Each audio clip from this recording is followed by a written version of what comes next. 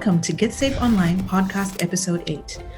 In this episode, we will be talking about online scams that we face here in the Pacific. There are a range of scams targeted at businesses where scammers will use deliberately misleading sales techniques to persuade businesses to pay out their money. Scams and cyber attacks target your money, IT systems, and private information. Joining us today is Majid Shahzad. Majid is the owner of Cyber Foods Fiji and has done extremely well in keeping himself and his business safe from online scams. Welcome, Majid, and thank you for being part of Get Safe Online Pacific Podcast Episode 8. Thank you very much for having me. We'll go straight into it. Majid, can you tell us briefly about your business, Cyber Foods Fiji? Cyber Foods Fiji basically is an online food delivery service, which we started in September 2018. This is an online platform. I think when we started, there is, if we say in Fiji history, like with the first company who has started this one, the online food delivery service with all the digital platform where the people can, all over the world, the advanced countries, they are using this platform, using these kind of services. As we the pioneer who started this one, and when we started, it was. With 4 restaurants, and then now we having 32 restaurants altogether. And then also we have, we're working with all the restaurants in Suva and Nandi as well. Okay, that's impressive. Since opening Cyber Foods Fiji, what are some online scams you've faced? And if so, how often do you say you would receive an online scam or threat? When we started, basically it was really new. First of all, people wanted to understand. They thought like it's an online restaurant where they can order food, but it was hard for us to elaborate, more educate you. Like Cyber Food is an online food delivery service, not an online restaurant. Yeah. So when the people start querying, then after I think soon after, like 1 month or 2 months, we will start getting calls where people trying to place orders, and then in first 4 months, I think first 1 year, I think we got a lot of calls. What they do basically, people come and then do like 20 foods from the restaurant, and in between that, when we started in early stages, we was caught when a few of the scams when the people really order. And they basically follow the steps, and they were very confident on that. Mm-hmm. So it was early stages. We were very energetic to execute our services on a high level. So we were thinking, okay, so this is basically we have to do and to show over like that's what we can do, and then it's a new service. So this is basically we did. At that time, people really tried.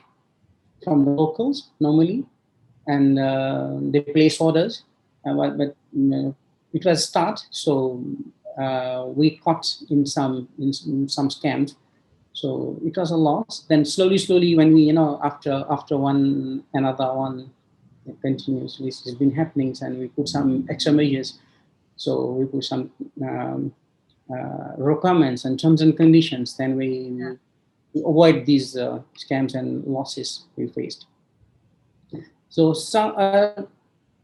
even though we are in 2021, still sometimes the people try to scam, but some I think we are quite well with that process of losing a lot of money.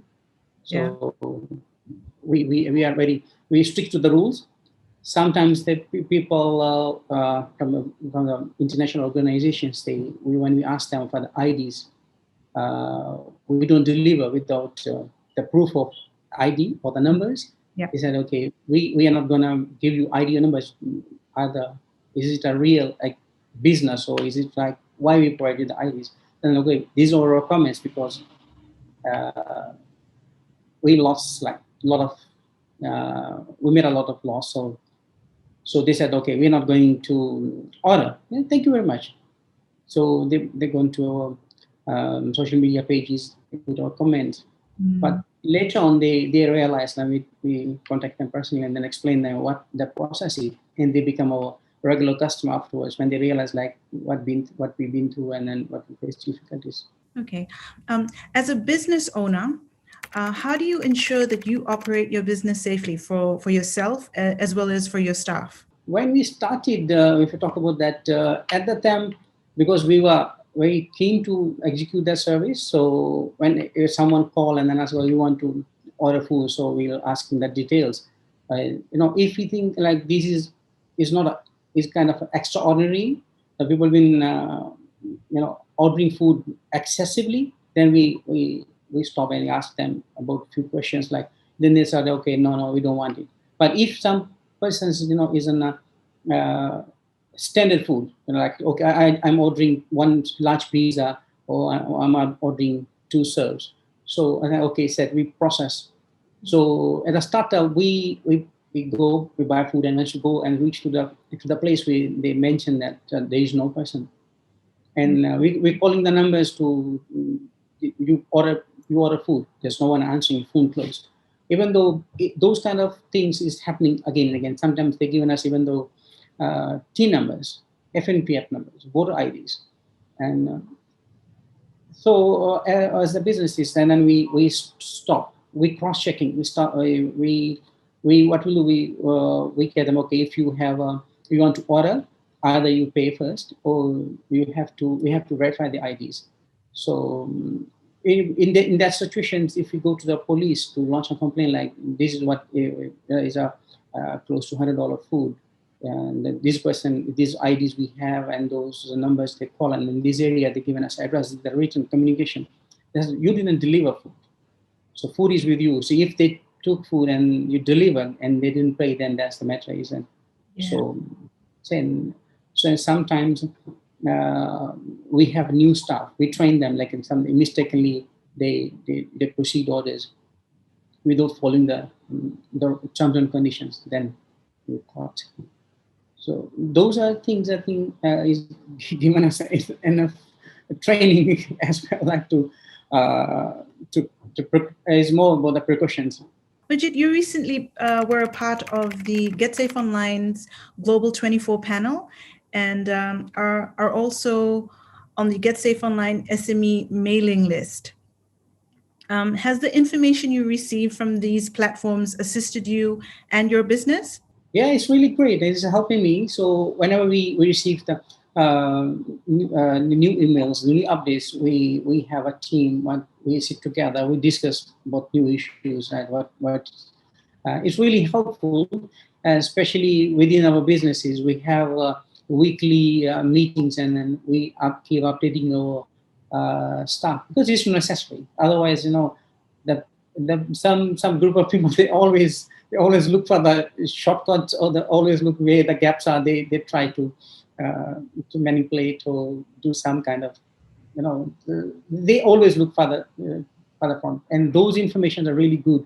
And then our team as well is really once we sit together, have a comments, we share all the information.